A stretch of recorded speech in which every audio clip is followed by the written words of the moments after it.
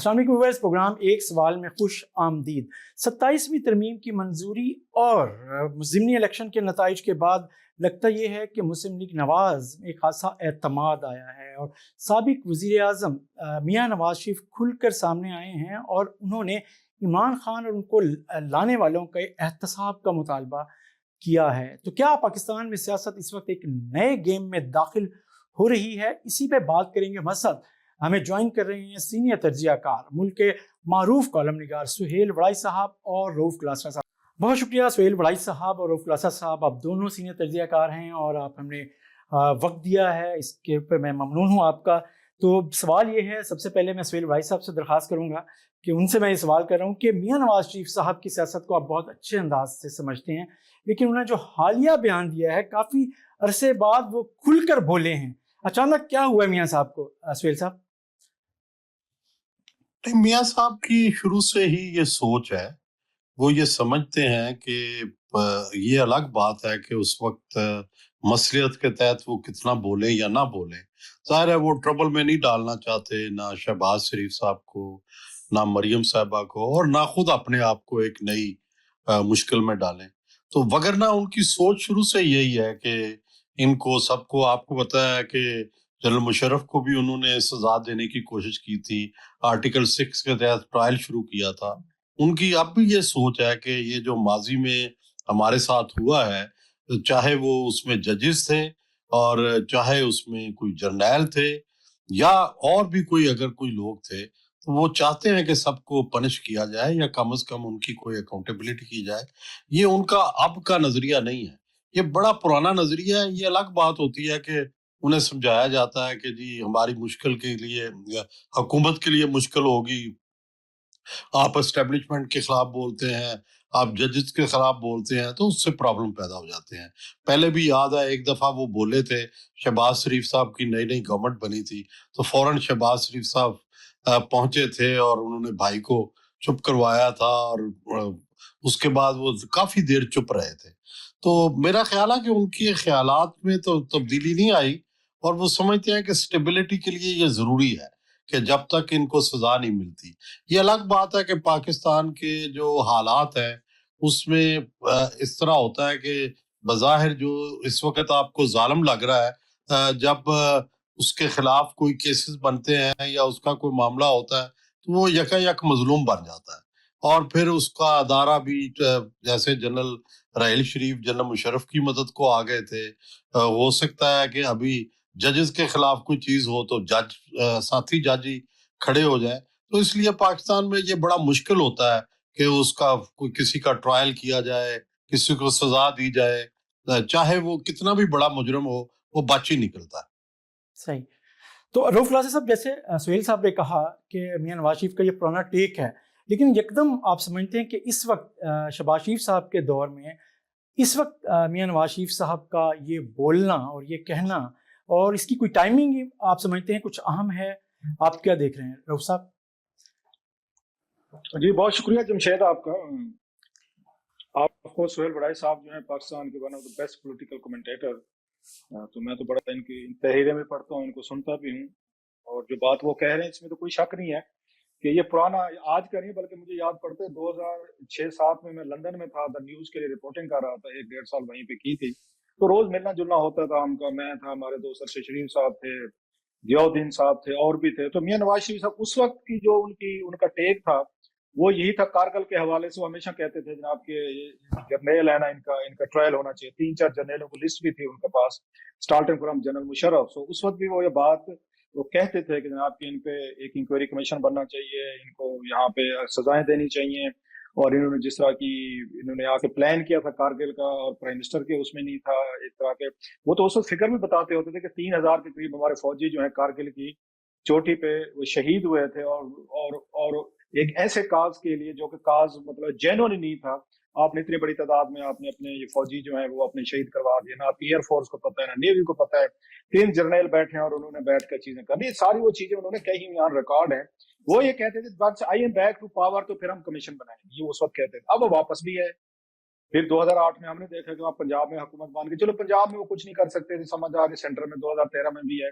تو آپ نے دیکھا کہ جو بات ابھی बड़ाई साहब कह रहे थे प्रैग्मेटिक भी हैं, मतलब जहां पे वो एक आइडियलिस्टिक बात करते हैं जिसको स्टैंड को बहुत सारे लोग जो है सपोर्ट भी करते हैं कि ऐसे होना चाहिए था, लेकिन साथ में प्रैग्मेटिक भी हैं। जब पावर में रहे हैं 2013 से लेके 2017-18 तक उनकी पार्टी रही है, या उसके बाद आप देख लें नवाज शरीफ साहब, सॉरी शहबाज शरीफ साहब को 3 साल हो गए, अब्बासी साहब आए थे, तो अपनी हुकूमत के दौर में कभी उन्होंने कोशिश नहीं की कि नोटिफिकेशन करके इन्वेस्टिगेशन करवा लेते, कमीशन बना लेते।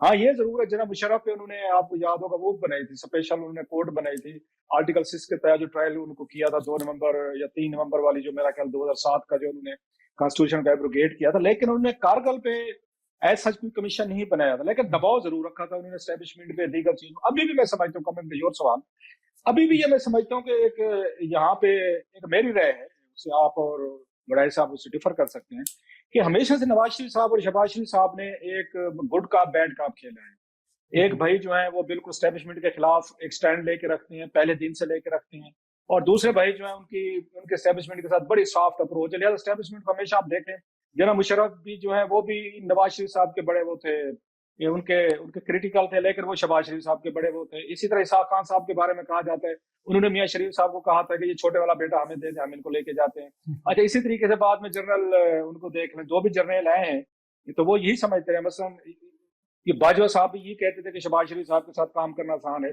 सो वो जो पोजीशन बना के उन्होंने रखी है मियां साहब ने, वो यही हमेशा रही है कि शहबाज शरीफ साहब जाके मिलते भी थे, वो चौधरी निसार अली खान साहब के साथ जाके वो खुफिया मुलाकातें जनरल कियानी साहब से भी करते थे, और मियां साहब कहते थे मेरे नोटिस में भी नहीं है, ये दोनों मेरा भाई या मेरा पोजीशन लीडर मिल रहे, हालांकि उनके नोटिस के बगैर कैसे मिलते थे। सो ये उनकी पुरानी पोजीशन है।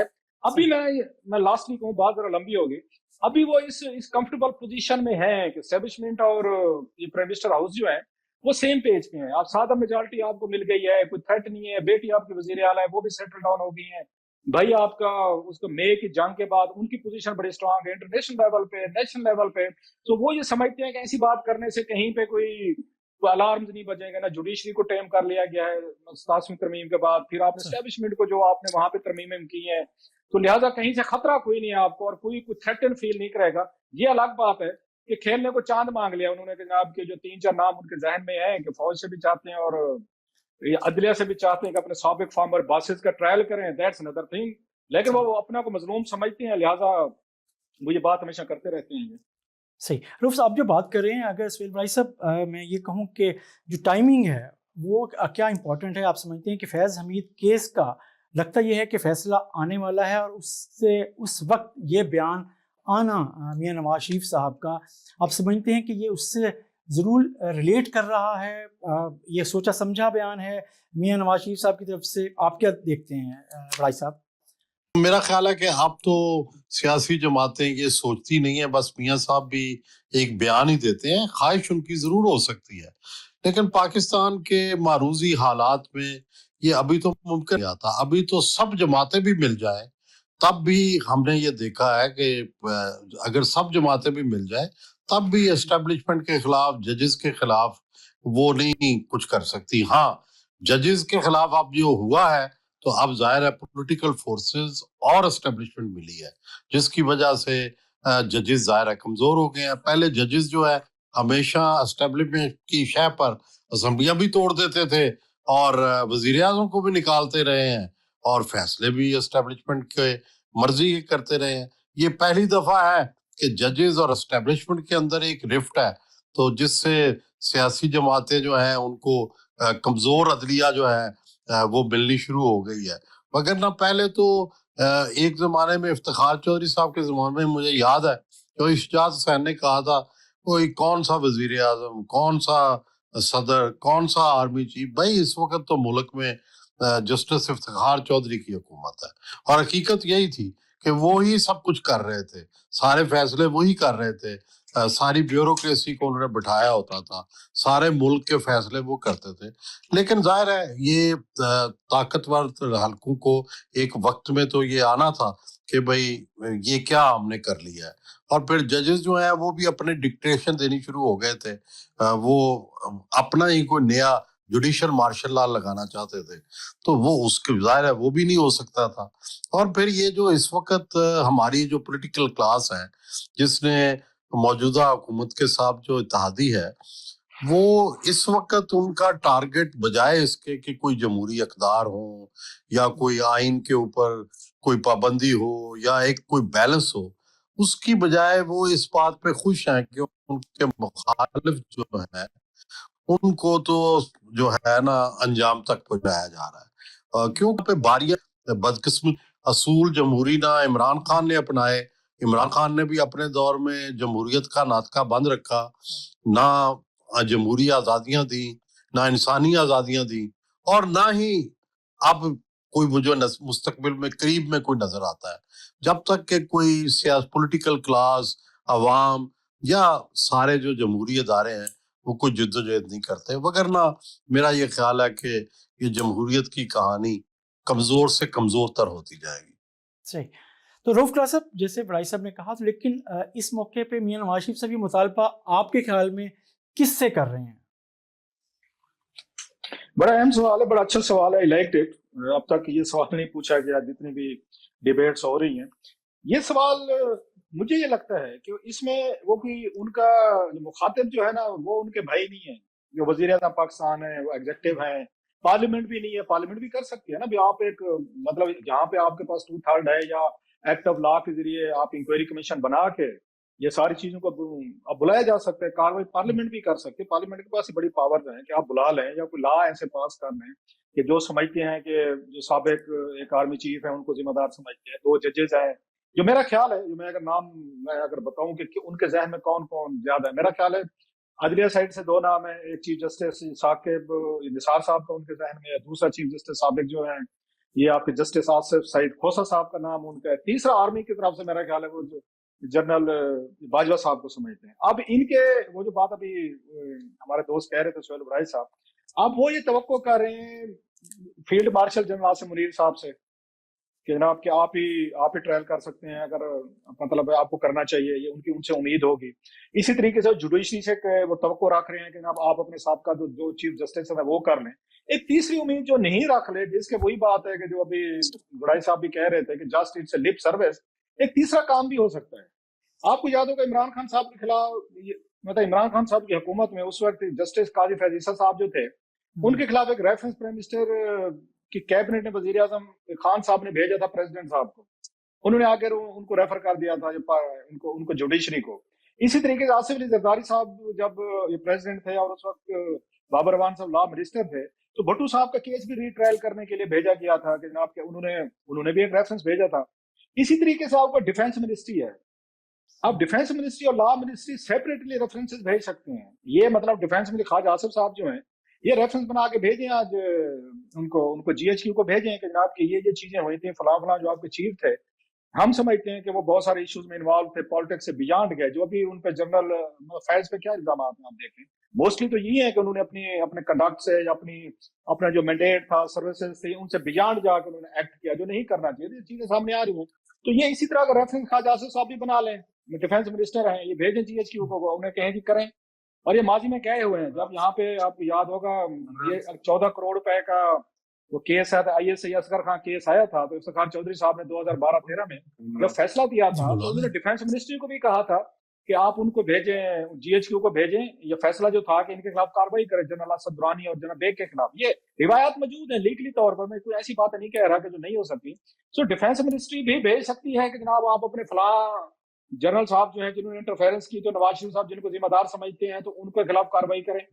یہ وہاں سے لا منسٹری جو ہے وہ بھی بھیج سکتی ہے ان کو، پریزیڈنٹ آف پاکستان کو وہاں سے کیبنٹ سے اپروو کروا کے کہ اپنے سابقہ چیف جسٹس جو ہے ان کا ٹرائل کروا سکتے ہیں. اگر لا میں چینجز کرنے کروا لیں. لیکن اب میاں صاحب اسی طریقے سے وہ مظلوم بنتے رہیں گے عملی طور پر. مطلب اس وقت وہ آپ والا سوال کہ کس سے ڈیمانڈ کر رہے ہیں؟ بھائی آپ کا بھائی پرائم منسٹر ہے، پارلیمنٹ آپ کے نیچے ہے، ارکان اسمبلی سے مل رہے ہیں، آپ ان کو اعظم وزیر طارق صاحب کو بلائیں، آپ اپنے ڈیفینس منسٹر خواجہ آصف صاحب کو بلائیں، ان کو کیا ریفرنس تیار کریں. بھائی ایک جی ایچ کو بھیج دیں، ایک آپ سپریم کورٹ بھیج دیں پریزیڈنٹ کے آفس کے.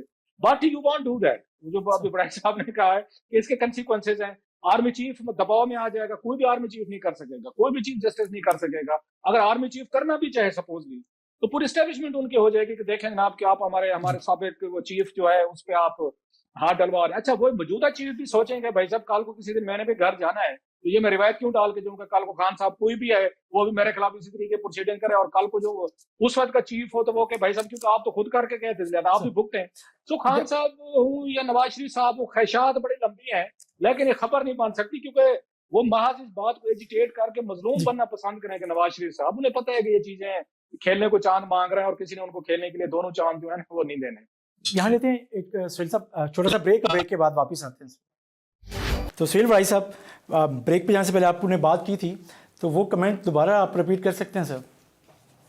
جی سر بالکل رضوانی صاحب, گزارش یہ ہے کہ یہ سیاسی جمہوری شعور کا اظہار تو ہے لیکن یہ پریکٹیکلی ممکن نہیں ہے, اور شہباز شریف صاحب تو کوئی ایسا سٹیپ نہیں لینا چاہتے جس سے اسٹیبلشمنٹ کا کوئی بھی حلقہ ناراض ہو. ان کی شروع سے ہی یہ پالیسی ہے, بلکہ جب ماضی میں جناب مشرف کا ٹرائل ہو رہا تھا یا اس سے پہلے بھی کبھی اسٹیبلشمنٹ اور نون میں کوئی دوری پیدا ہو تو وہ ہمیشہ کہتے ہیں کہ نہیں یہ دوری نہیں پیدا ہونی چاہیے. تو یہ ایک پولیٹیکل سٹیٹمنٹ ہے, ایک پرنسپل سٹانس ہے, ایک سیاسی بیان ہے, لیکن اس کا عملی طور پر فی الحال جب تک کہ کوئی جمہوریت مضبوط نہیں ہوتی, جمہوری طاقتیں, پارلیمنٹ, جمہوری آزادیاں یہ دوبارہ نہیں آتی, ابھی تو کوئی نہیں. ابھی تو ہائیبرڈ نظام جو ہے وہ سر چڑھ کے بول رہا ہے اور ہائیبرڈ زیادہ ہے, سیاسی کم ہے. تو جب کبھی سیاسی جمہوری ہوگا ماحول تو تب یہ ممکن ہے, ابھی تو بس صرف یہ ایک بیان کی حد تک ہے. آپ جو بات کریں اس کے مطابق جو پارلیمانی اور جمہوری سیاست ہے وہ آپ سمجھتے ہیں کہ کافی حد تک غیر متعلق ہے؟ جی میرا یہ خیال ہے کہ یہ پروسیس بہت تیزی سے شروع تو بڑی دیر سے ہو گیا تھا لیکن عمران خان کے زمانے میں یہ کافی پروان چڑھ گیا. عمران خان کے زمانے میں کافی سپیس جو تھی وہ جب ایک پیج پہ تھے تو عمران خان صاحب نے نہ جمہوری آزادیوں کا خیال کیا, پریس کے بندوں کو جیل میں ڈال دیا, سب سے بڑے میڈیا گروپ کے جو مالک تھے ان کو میڈیا گروپ میں ڈال دیا, پھر اسی طرح جو انسانی آزادیاں تھیں ان پہ قدغنیں لگائیں, نواز شریف کو, شہباز شریف کو, سب کو جیلوں میں رکھا. جس کے بارے میں انہیں یہ شک ہوتا تھا یہ پرائم منسٹر بن سکتا ہے اس کو جیل بھیج دیتے تھے, شاہد خاقان عباسی سمیت. اور اب جب سے یہ آئی ہے پی ڈی ایم یا ہائیبرڈ 2 یا ہائیبرڈ 1 واٹ ایور جو بھی اس کو کہیں, تو اس میں تو سپیس اور کم ہوتی جا رہی ہے ڈے بائی ڈے. جہاں جو پروسیس عمران خان کے زمانے میں رک گیا تھا وہ اب آگے بڑھتا جا رہا ہے, اور سیاسی جماعتوں کی مجبوری یہ ہے کہ جب تک یہ آپس میں ان کی انڈرسٹینڈنگ نہ ہو تو ایک دوسرے سے ڈرتے ہوئے یہ پھر جڑے رہتے ہیں اسٹیبلشمنٹ سے. فرض کریں شہباز شریف یا پیپلز پارٹی چاہیں کہ جی وہ مقتدرہ سے کسی چیز پر اختلاف کریں تو انہیں دوسری طرف نظر آتا ہے کہ وہ تو ٹوکے لے کے بیٹھے ہوئے ہیں تحریک انصاف والے, ٹکٹکی لگائیں گے گلی میں, تو انہیں اس طرف بھی خوف آتا ہے اور اس طرف بھی خوف آتا ہے کہ اگر ان سے ہم الگ ہو گئے تو جناب ہمارا کیا بنے گا. تو دوسری طرف عمران خان یہ سمجھتا ہے کہ میں نے سیاسی جماعتوں سے بات کر لی تو میرا جو ووٹ بینک ہے وہ تو سارا اینٹی پولیٹیکل پارٹیز ہے اور اینٹی وراثتی پارٹی ہے, میں بات ہی نہیں کر سکتا. اور فوج یہ سمجھتی ہے کہ اگر ہم نے عمران خان کو تھوڑی سی سپیس دے دی تو عمران خان تو معاف کرنے والا نہیں ہے, تو اور یہ بدل جاتا ہے کون گرانٹر ہوگا. تو بس اس ڈیڈ لاک کے اندر پوری سیاست پھنسی ہوئی ہے, نہ یہ آگے بڑھ رہی ہے نہ پیچھے جا رہی ہے. جی رؤف صاحب, کیا مسلم لیگ نواز کو اور اس کی قیادت کو یہ اعتماد خاصہ میاں نواز شریف کو ضمنی الیکشن کے حالیہ نتائج نے دیا ہے, اور اس سے میاں شہباز شریف صاحب تھوڑی سی امتحان میں پڑے ہیں یا مشکل میں آئے ہیں, آپ کیا سمجھتے ہیں خلاصہ صاحب؟ اس میں میرے خیال 3-4 فیکٹرز ہیں. میاں صاحب جیسے 2 سال بالکل چپ رہے ہیں, خاموش رہے ہیں, کبھی اس ٹون اگریشن یا پرانا ان کا جو سٹائل ہے اس میں نظر نہیں آئے تھے. ایک تو جیسے میں نے کہا جو جنگ لڑی گئی ہے مئی میں اس نے بڑا ایک اعتماد دیا, اسٹیبلشمنٹ کو بھی دیا ہے اور حکومت کو بھی دیا ہے. جس دباؤ میں تھے اس دباؤ سے نکلے ہیں. جو پبلک میں ان کی ریٹنگز اتنی کوئی اچھی نہیں تھی, پاپولیرٹی نہیں تھی, پی ٹی اے کی وجہ سے, خان صاحب کی وجہ سے, اس جنگ کے نتیجے کی وجہ سے میرا خیال ہے وہ بہت سارا کانفیڈنس دونوں کو ملا ہے, اسٹیبلشمنٹ کو ملا ہے اور حکومت کو ملا. پھر انٹرنیشنل لیول پہ جیسے میں نے کہا وہ بہت ساری ان کی ان کی اپریسیشن ہوگی ہے. اب ان کا کانفیڈینس کا لیول تو مجھے وہی لگ رہا ہے جو 97 میں ان کو مینڈیٹ ملا تھا نواز شریف صاحب کو, جو اس وقت ان کے اندر ایک پاور فیل ہوئی تھی, جو ان میں پولیٹیکل ایروگینس کہیں یا سٹائل کہیں, جس طریقے سے انہوں نے اداروں کو آگے پیچھے ہر ایک کو انہوں نے ڈکٹیٹ کرنا شروع کیا.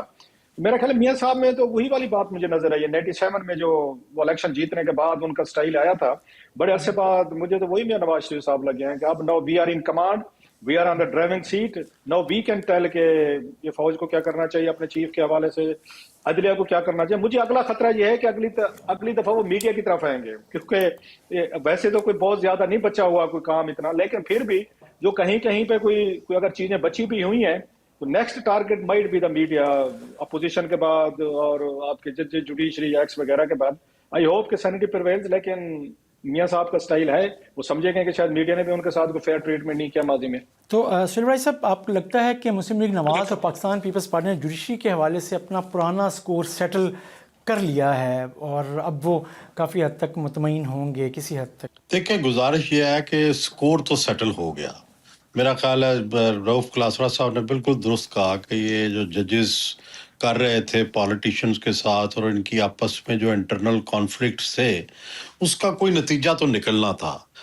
یہ کوئی ملک کے اندر جوڈیشل مارشل لا بغیر پاور کے ججز جو ہیں وہ تو نہیں لگا سکتے تھے. پاور تو پیچھے اسٹیبلشمنٹ کی تھی اور آگے وہ طاقت اپنی دکھاتے تھے. جوڈیشل مارشل لا لگایا ہوا تھا انہوں نے, تو وہ تو ختم ہونی تھی. آپ کے پاس خود اپنی طاقت نہ ہو تو کسی کی طاقت پر آپ کتنی دیر جو ہے وہ طاقتور رہ سکتے ہیں. لیکن ہے یہ کہ دیکھیں, آئین کے اندر یہ جو مختلف اداروں کو اختیارات دیے گئے ہیں ان میں ایک توازن ہے. عدلیہ نہ ہو تو ٹھیک ہے, عمران خان کو نقصان ہوگا, عدلیہ کو نقصان ہوا, لیکن ایک مجموعی نقصان پوری سوسائٹی کو بھی ہوا, معاشرے کو بھی ہوا, پاکستان کو بھی ہوا. اب جو ایک کوئی ڈیزرونگ بندہ ہے اس کو بھی شاید انصاف نہ ملے کہ ظلم کے خلاف, پولیس کے ظلم کے خلاف. ایک ریاستی تو ایک الگ بات ہے نا, جو پولیٹیکل وکٹمائزیشن ہوتی ہے یا وہ ہوتی ہے. اب تو عام جو بندہ ہے اس کے اوپر بھی انفلوئنس یوز ہو جائے گا, کیونکہ وہ اتنے کمزور ہو گئے ہیں اور وہ اپنی طاقت کو ایگزرٹ ہی نہیں کر سکیں گے. اور اسی طرح جو پولیٹیکل سپیس کم ہوئی ہے پارلیمنٹ کے اندر, اس سے بھی ظاہر ہے جو 100 سال پرانا ایک جمہوری آدرشیں ہیں, خواہشات ہیں لوگوں کی, ایک ٹریننگ ہو گئی ہوئی ہے. فرض کریں میڈیا کو آزادی کی ایک خواہش ہے, ان کا ایک آئیڈیل ہے.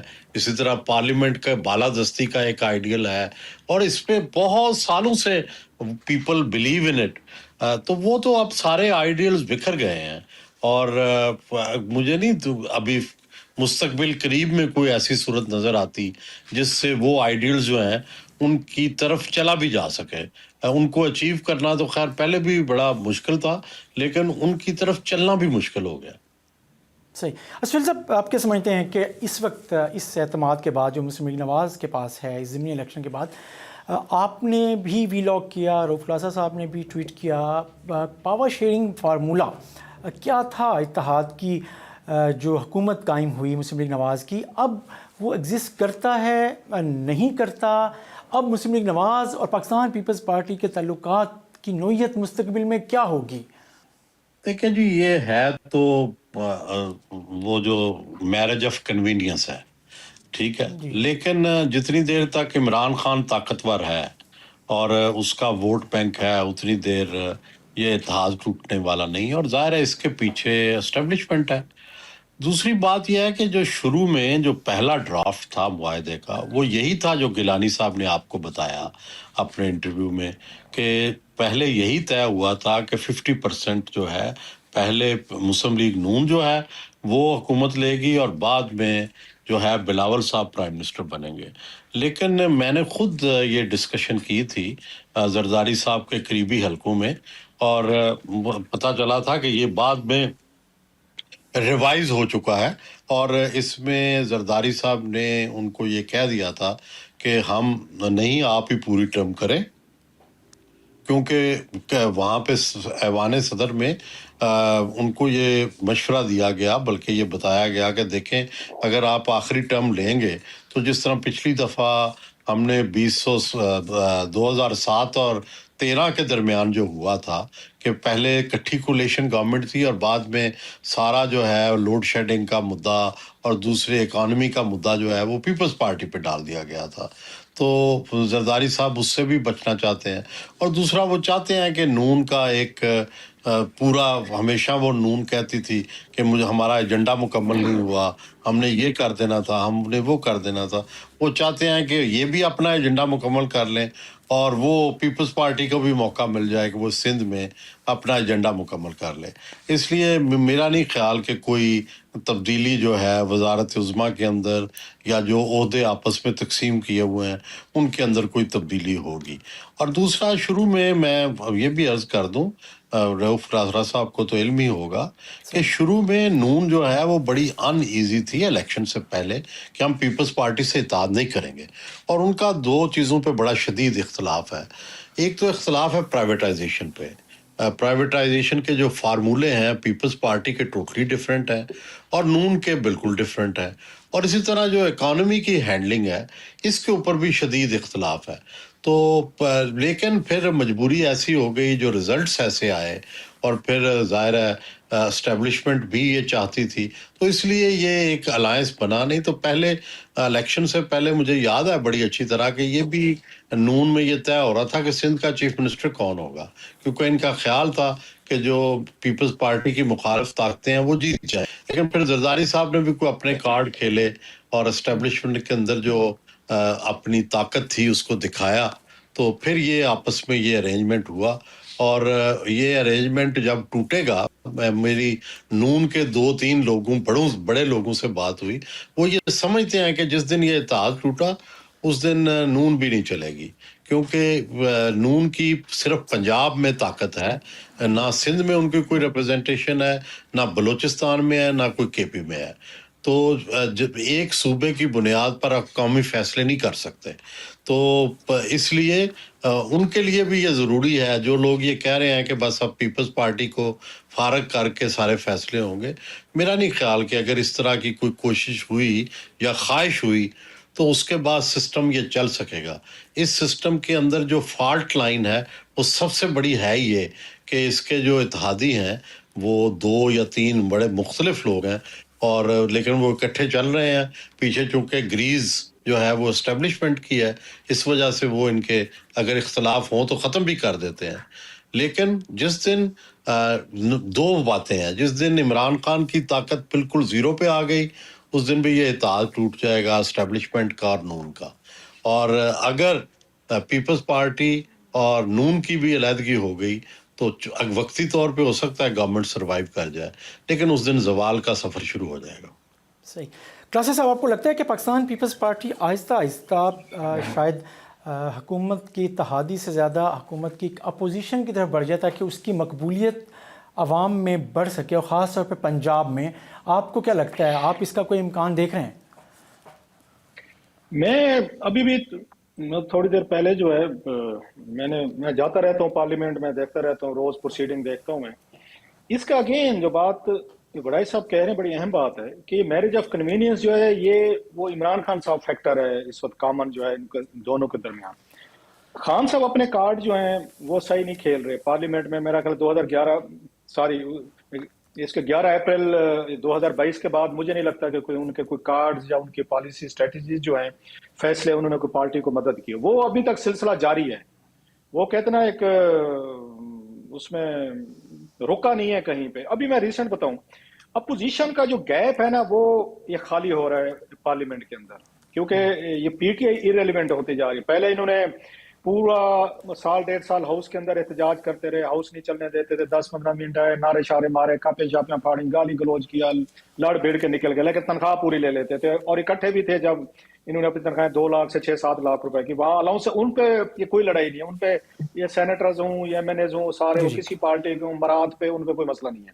اب یہ ہو رہا ہے کہ پھر اس کے بعد کمیٹیز میں بیٹھے تھے یہ جو آپ نے اپوزیشن کی بات کی میں کہ پیپلز پارٹی ریپلیس کر رہی ہے یا کرے گی، تو وہاں پہ بھی کمیٹی سے انہوں نے استعفے دلوا دی۔ حالانکہ ان کے پاس پبلک اکاؤنٹس کمیٹی کے چیئرمین تھے جنید اکبر صاحب، جب سے جنید اکبر صاحب سے استعفیٰ دلوایا ہے اس کے بعد 3-4 مہینے ہو گئے کوئی ایک بھی وہاں پہ کوئی اجلاس نہیں ہوا، تو لہٰذا حکومت کی جو خبریں آتی ہیں کرپشن کی، کوئی سکینڈل آتے ہیں میڈیا کے پاس، عوام کے پاس، سوشل میڈیا، وہ بھی آنے بند ہو گئے. اچھا یہ سارے جاتے تھے، بڑے اچھے ممبران بھی ہیں پی ٹی آئی کے، سینیٹر بھی ہیں اور بڑے انٹیلیجنٹ تھے، کوشچن کرتے تھے ڈیبیٹ میرے جیسے، اور بہت سارے صحافی جاتے ہیں خبریں لے کے، ہم شو بھی کرتے تھے، ٹویٹ بھی ہوتے تھے، بہت کچھ ہوتا تھا، اور تو چیزیں آ رہی تھی کہ حکومت انپاپولر ہو رہی تھی کسی حد تک، اور پلس اپوزیشن کا رول بھی تھا ان کے پاس.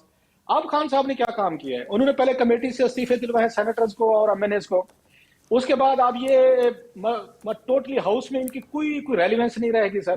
اس کا نتیجہ یہ نکلا ہے کہ اپوزیشن کا گیپ پیدا ہو رہا ہے پارلیمنٹ میں، اس کو یہ پیپلز پارٹی نیچرلی طور پر اس کو فیل کر رہی ہے. بہت سارے لڑتے ہیں، جھگڑتے ہیں، اور وہ اس تقریریں بھی حکومت کے خلاف کرتے ہیں، اور یہ چیز یہ نواز لیگ کو سوٹ کرتی ہے حکومت کو کہ ہماری اپوزیشن جو ہے نا، یہ پی ٹی آئی یہ بن جائے، یہ پیپلز پارٹی بن جائے، کیونکہ یہ کبھی خالی نہیں رہے گی. سو اپوزیشن جو ہے وہ پیپلز پارٹی دھیرے دھیرے اس سپیس کو پارلیمنٹ کے اندر لیتی جا رہی ہے، کیونکہ کوشچن آور میں بھی نہیں ہوتے یہاں پہ آپ کے جو ایم این اے ہیں پی ٹی آئی کے، یہ جو آپ بات کر رہے ہیں اپوزیشن کے گیپ کی، اس پہ بات کرتے ہیں. چھوٹا سا بریک لینا ہے، بریک کے بعد واپس آتے ہیں، اسی سے بات سٹارٹ کریں گے. چھوٹا سا ناظرین بریک کے بعد واپس آتے ہیں.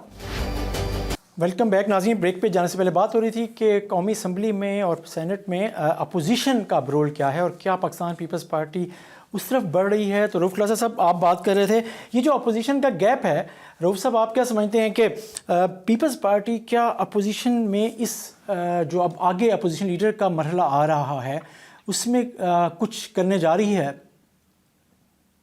میرا نہیں خیال کہ اپوزیشن لیڈر کا عہدہ جو ہے پیپلز پارٹی کو ملے گا، یا ملنا چاہیے، یا وہ لینا چاہیں گے. آئی ڈاؤٹ، کیونکہ اگر وہ یہ کریں گے تو بہت زیادہ اس کا فائدہ انہیں کوئی نہیں ہوگا، پھر لوگ نہیں مانیں گے. پھر جو ڈرامہ کرنا بھی ہے اگر آپ نے کہ نہیں جناب ہم ان کے ریئل اپوزیشن ہے، اپوزیشن میں بھی بیٹھے ہیں، اپوزیشن لیڈر بھی پیپلز پارٹی کا ہے، حکومت کو سپورٹ بھی دی ہوئی ہے، اور کل کو I don't see any possibility, یہ بالکل وہ ہو جائے گا، بہت زیادہ ایکسپوز ہو جائیں گی دونوں پارٹی. سو وہ تھوڑا سا کور اپ ڈرامہ ضرور رکھیں گے. وہ جو ایک رول پلے کر رہے ہیں، اور کیونکہ یہ بہت زیادہ 3-4 حکومتیں کار بھی چکے ہیں، یہ تجربہ کار بھی ہیں، ان کے پاس انٹیلیجنٹ لوگ بھی ہیں، وزیر بھی رہے ہیں، ان کو طریقے کا بھی پتہ ہے کہ حکومت کو کہاں سے گردن پکڑنی ہے، کون سی رگ پکڑنی ہے.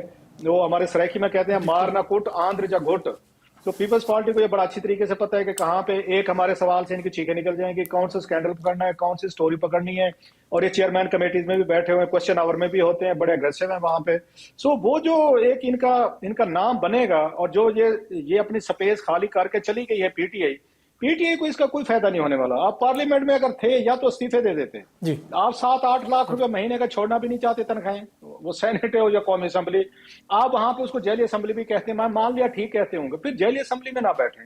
Again Peoples Party is very happy کہ ہمارے لیے سپیس پیدا ہوگی. ہے پاکستان پیپلز پارٹی کی سپیس کیسے کریٹ ہوگی اگر وہ اسی طریقے سے فرینڈلی اپوزیشن ہی کرتی رہے گی؟ رائی صاحب دیکھیں، ایک خاص پولیٹیکل سچویشن ہوتی ہے اور اس کے ایک خاص پولیٹیکل ریزلٹس ہوتے ہیں. اگلا الیکشن جب بھی آزادانہ ہوگا وہ ضرور نون اور تحریک انصاف کے درمیان ہوگا، اور نون کو ووٹ پڑیں گے جب بھی آزادانہ الیکشن ہوگا، اور ٹف ٹائم بہت زیادہ دے گی تحریک انصاف. ہاں، اس سے پہلے اگر کنٹرولڈ الیکشن ہوئے تو اس میں تحریک انصاف کا یہی حال ہوگا جو ابھی ہوا ہے. لیکن ہوتا یہ ہے کہ پچھلا جو تجربہ 11 سال جنرل ضیاء الحق کا رجیم تھا، آپ نے دیکھا کہ 88 میں جب پہلا ہی الیکشن ہوا تو پیپلز پارٹی جیت گئی، اور اگرچہ آئی جی آئی جو تھی اس کو بنایا گیا تھا اسٹیبلشمنٹ کی طرف سے، اب تو سب چیزیں سامنے آ چکی ہیں اور سارے سیاستدان بھی اکٹھے کیے گئے تھے، لیکن پھر بھی ان کی حکومت نہ بن سکی. تو میرا یہ خیال ہے کہ ایک دفعہ تو ظاہر ہے فی الحال تو دبا دیا گیا کہ نہ وہ کوئی گیدرنگ نہیں کر سکتے، کوئی منظم وہ پہلے سے ہی نہیں تھے، ان کی کوئی تنظیم تو پی ٹی آئی کی تھی نہیں، اور نہ کوئی ان کا نظریاتی کوئی اشتراک تھا. ہاں، ووٹر ان کے پاس موجود ہے انڈیویجول، اور وہ انڈیویجول تبھی ظاہر ہوں گے جب کبھی فیئر الیکشن ہوگا اور جب کبھی انہیں موقع ملے گا. ابھی کوئی گورنمنٹ بھی کوئی فی الحال موقع نہیں دینا چاہتی. اگر انہیں دیا بھی تو لوکل گورنمنٹ کا ٹیسٹر لگائیں گے اور اس کے بعد کہیں جا کے الیکشن کرائیں گے. تو ان کو کوئی امیجیٹ خطرہ نہیں ہے، اور نہ پی ٹی آئی کو خطرہ کریٹ کرنے کی پوزیشن میں ہے. باقی رہ گئی سینٹیمنٹ کی بات یا ووٹر کی بات، اس سے کوئی مقتدرہ اور یا گورنمنٹ فی الحال ان کو کوئی امید بھی نہیں ہے. وہ اس پہ ہلکا ہلکا کام کر رہے ہیں. ان کا خیال ہے کہ 1,00,000-1,50,000 کی ٹیم ہم لوکل گورنمنٹ سے نکال لیں گے, لوکل لیڈرز کی, جو بعد میں جا کے ان کے اندر پارٹی کی کمان جو ہے وہ سنبھالیں گے نیچے گراس روٹ تک. کیا اس میں وہ کامیاب ہوتے ہیں یا نہیں, یہ دیکھنے کی بات ہے. سر بھائی صاحب سمجھتے ہیں کہ 28ویں ترمیم آن کارڈز ہے؟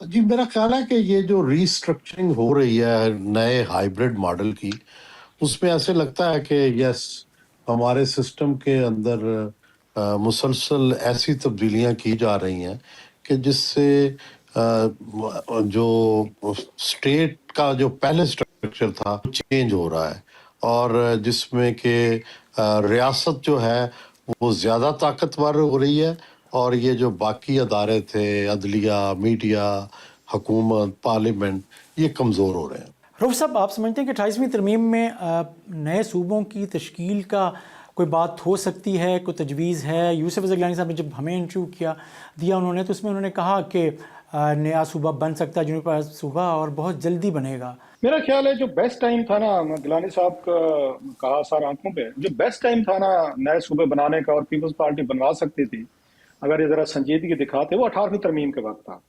اس وقت بہت سارے جو پلیئرز تھے جو آج نہیں مانتے صوبے بننے چاہیے, یہ اس وقت پھنسے ہوئے تھے. سب سے زیادہ جو یہ پھنسے ہوئے تھے نواز شریف صاحب پھنسے ہوئے تھے, نواز لیگ پھنسی ہوئی تھی. اگر آپ کو یاد ہو جناب مشرف جو لا بنا کے گئے تھے کہ 3rd ٹائم پرائم منسٹر آپ نہیں بن سکتے, وہ نواز شریف صاحب کے لیے تھی.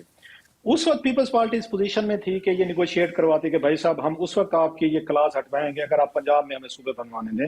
اور نواز لیگ نے بھی اپنی وہاں پہ, آپ کو یاد ہوگا, انہوں نے 2 ترمیم, انہوں نے وہاں پہ 2 صوبوں کی ترمیم ریزولوشن پاس کروا لی تھی. ان کے پاس انکار کی بھی گنجائش کم تھی.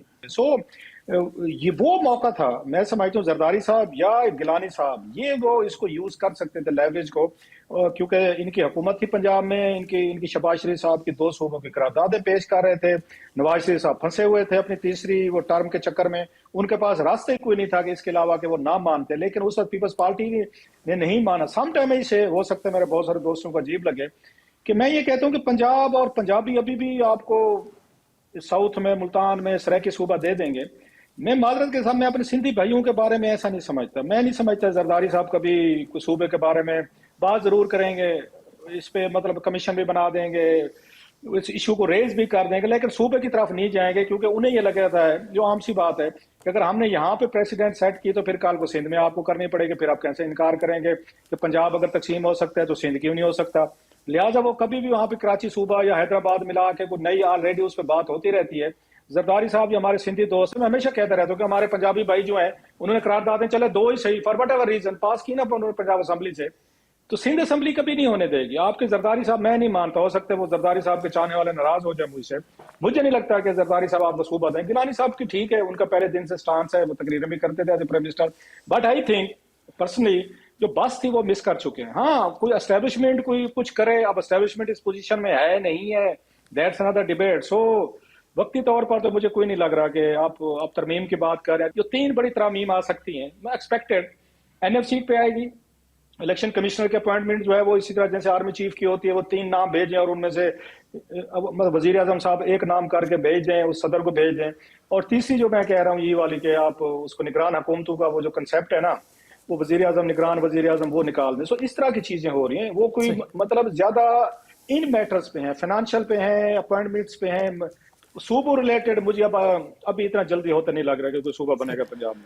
اچھا بھائی صاحب, قمر دلشاد صاحب جو سابق سیکرٹری الیکشن کمیشن, ان کو میں کہیں دیکھ رہا تھا, وہ یہ کہہ رہے تھے کہ آئین کے آرٹیکل 239 میں صوبوں کی تشکیل کے حوالے سے وفاقی حکومت یہ اختیار لینے کے بارے میں غور کریے, وفاقی حکومت کے پاس یہ اختیار ہونا چاہیے, اس حوالے سے کوئی ترمیم آ سکتی ہے؟ رضوانی صاحب میں یہ عرض کروں کہ یہ صوبے تو ایک بڑی اچھی خواہش تو ہو سکتی ہے, قابل عمل نہیں ہے. اور قابل عمل بالخصوص سندھ میں تو خون کی ندیاں بہہ جائیں گی. یہ اتنا آسان نہیں ہے کہ آپ, کیونکہ سندھ کے لوگ کراچی کو اپنی شارک سمجھتے ہیں.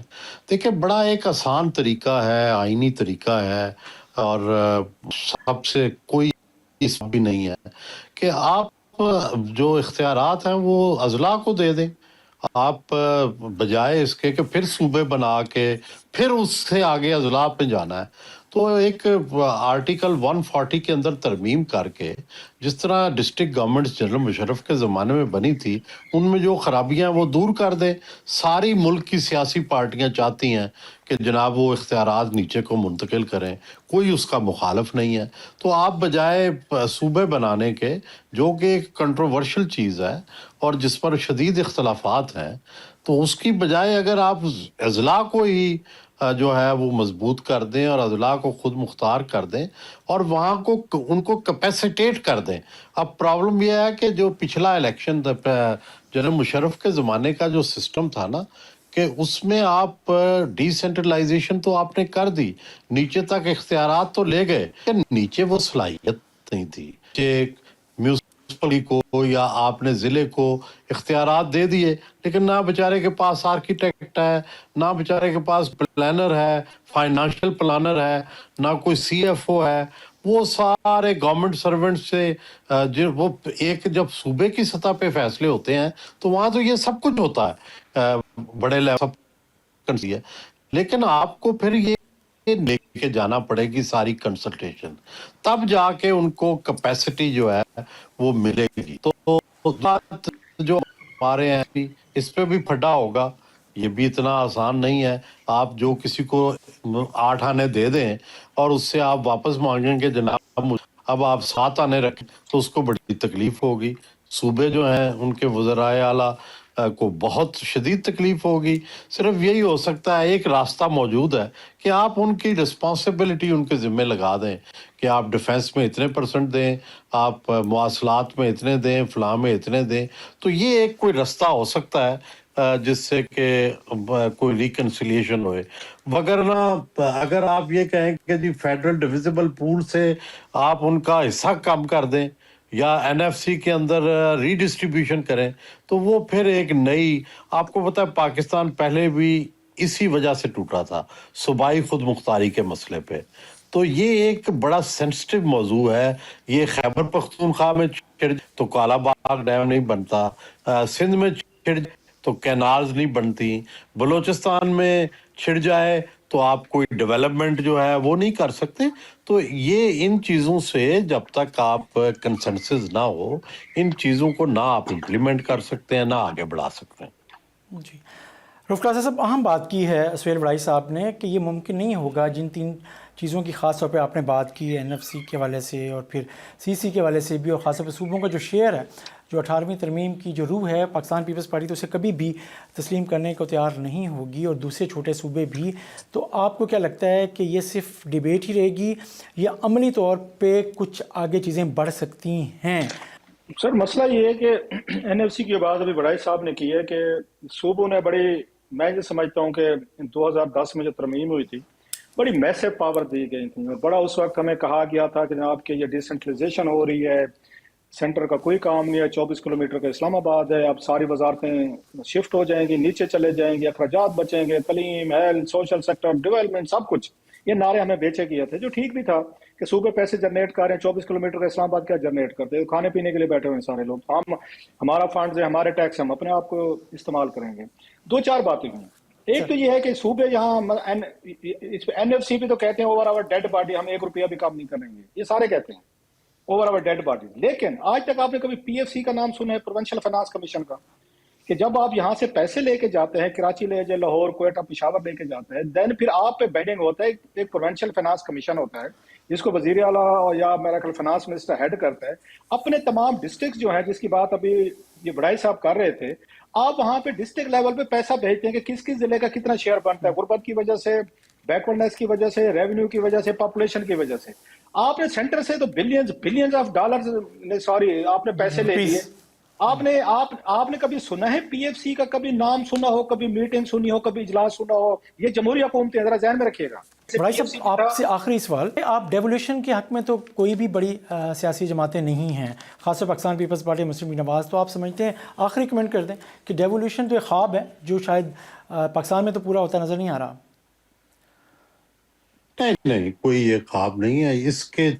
اس کے کیے بغیر آپ گورننس جو ہے وہ کر ہی نہیں سکتے. Pakistan will remain ungovernable unless یہ ڈیولیوشن نہیں ہوتی. یہ بالکل صحیح کہا ہے کلاسرا صاحب نے کہ اصل پرابلم یہ ہے کہ پہلے جو تھا ڈکٹیٹر ہوتا تھا وزیر اعظم، سب فنڈ وہ یوز کرتا تھا. اب جو ہے وزیر اعلیٰ ہے، یہ وزیر اعلیٰ نیچے فنڈ ہی نہیں دیتے، اپنی ڈسکریشن پر یوز کرتے ہیں. یہ فنڈز تو ڈسٹریبیوٹ ہونے چاہیے ضلع کی سطح پر، اور وہاں پہ ضلع میں ہی خرچ ہونے چاہیے، جو فارمولہ بنا ہوا ہے ان کی تقسیم کا. تو یہ جب تک آپ یہ نہیں کریں گے، گورنمنٹ کا بوجھ سنبھالنا، فیڈرل کا، پروونشل کا، اب کہاں ڈیرہ غازی خان سے کوٹ میٹن سے بندہ چل کے لاہور یا اسلام آباد جائے. جب تک آپ ڈیولیوشن نہیں کرتے، اختیارات نہیں دیتے، مالی اختیارات نہیں دیتے. سب سے زیادہ مالی اختیارات اہم ہوتے ہیں، پھر اس کے بعد کیپیسٹی بھی آ جاتی ہے. تو مالی اختیارات، کیپیسٹی اور پرانے سسٹم کی خرابیاں دور کر کے ہم اسی آئین کے تحت اپنا ماڈل آف گورننس ٹھیک کر سکتے ہیں. بہت شکریہ سہیل وڑائی صاحب، بہت شکریہ رؤف کلاسرا صاحب، آپ نے ہمیں ٹائم دیا. اور اہم بات یہ ہے کہ وہ تمام بڑی سیاسی جماعتیں جو خود مختاری کی بات کرتے ہیں، لیکن جب مالی خود مختاری کی بات آتی ہے تو وہ خود اپنے ہی صوبے میں، اپنے ہی ڈسٹرکس میں، اپنے ہی ڈویژن میں وہ مالی خود مختاری نہیں دیتی. اس کے ساتھ ہی ناظرین، اپنے میزبان جمشید وانی کو اجازت دیجیے. اللہ حافظ.